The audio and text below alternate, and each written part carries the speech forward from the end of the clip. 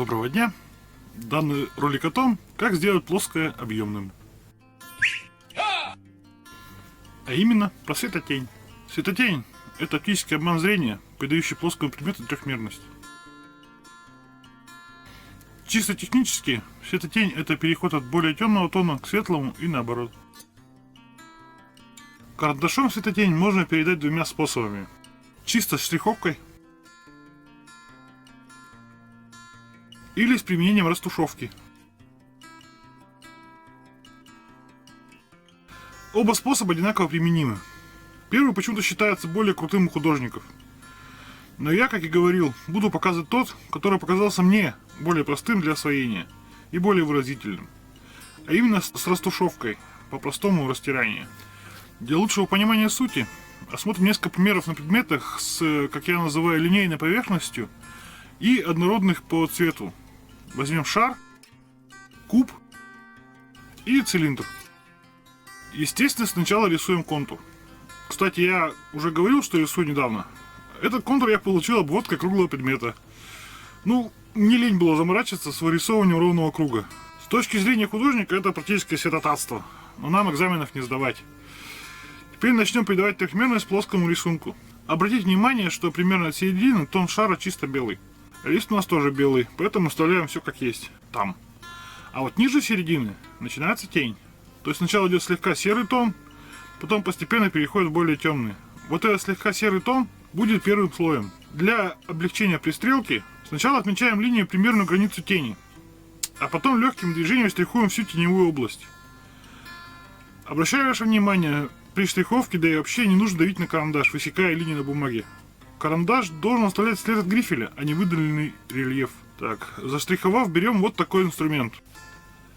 Палец верхней конечности указательный. Конечно, можно применять любой другой палец, но желательно все же с рук. И далее начинаем тереть по бумаге, в том месте, где было заштриховано, до образования равномерно серого тона. Почему мне растушевка кажется более простым способом? Потому что так легче сделать плавные переходы. Точнее, мне показалось, что их так легче делать.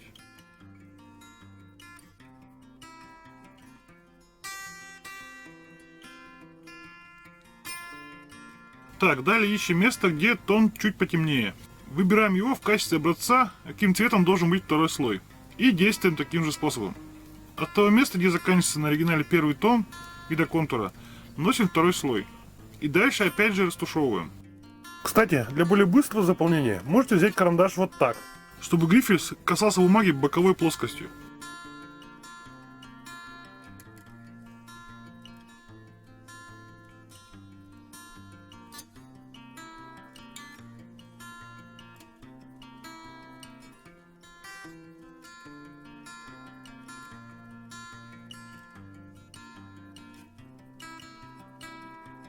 Если при штриховании линии получились слишком четкие, и после растушевки их видно, то проходится по ним ластиком, и после еще раз затираем эти места.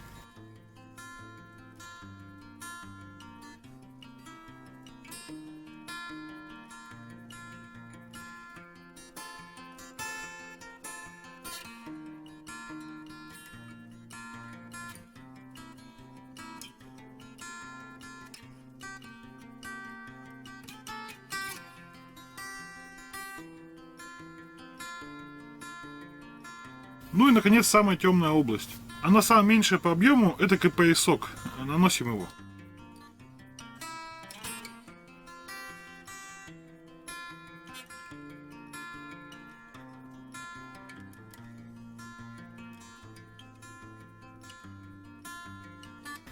Потом также растушевываем. Обратите внимание, что растирание идет вдоль третьего слоя.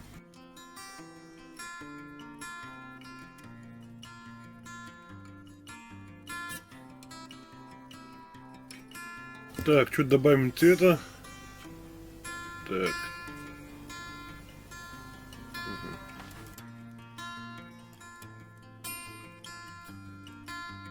Так, немного по краям. И снова разотрем.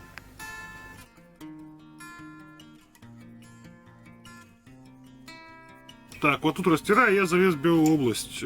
Поправляем везде, где это необходимо.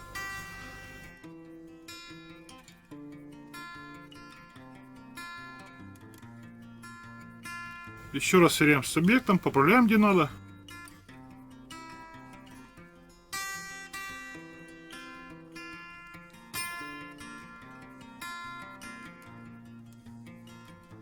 Ну вот, шар готов. Теперь покажем куб.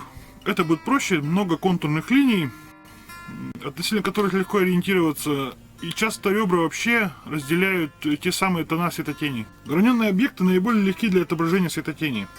Вот видите, один тон, вот второй. Лишь на верхней грани есть небольшой переход из света в тень. В общем, боковые грани просто заштриховываем до нужного тона и растушевываем до равномерного цвета.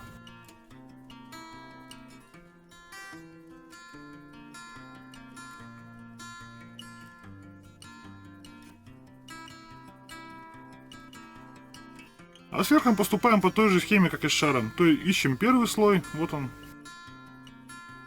Наносим его.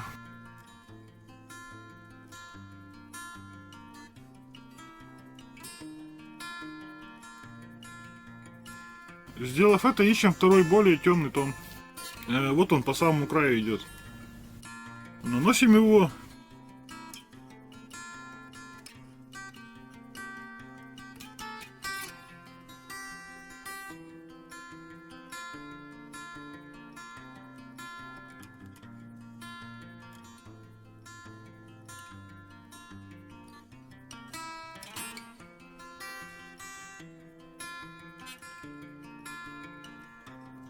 Сверяясь с объектом, поправляем рисунок. Вот и все. Очень просто. Кстати, рисуя контур куба, не стесняйтесь пользоваться линейками и всем прочим. Мы же в художественной школе. Ну и закрепим навык, нарисовав цилиндр. Возьмем для интереса вот такой цилиндр, усеченный. В этой фигуре есть и грани, и сферическая поверхность. Опять начинаем с контура. Кстати, кто не поставил ролик про контуры, вот ссылка. Вот на торце самый светлый цвет. Вот самый темный. Рисуем первый тон. Внизу у нас белый цвет, туда не лезем.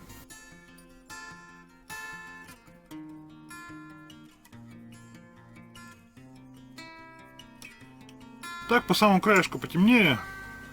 Делаем темнее вверх. Растираем переход между тонами.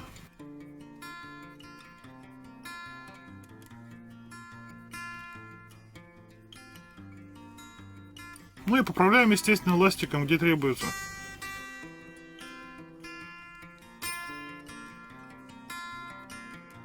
Ну и цилиндрическая часть. Два темных тона сверху и снизу. Тут можно прямо сразу из темного переходить в светлое.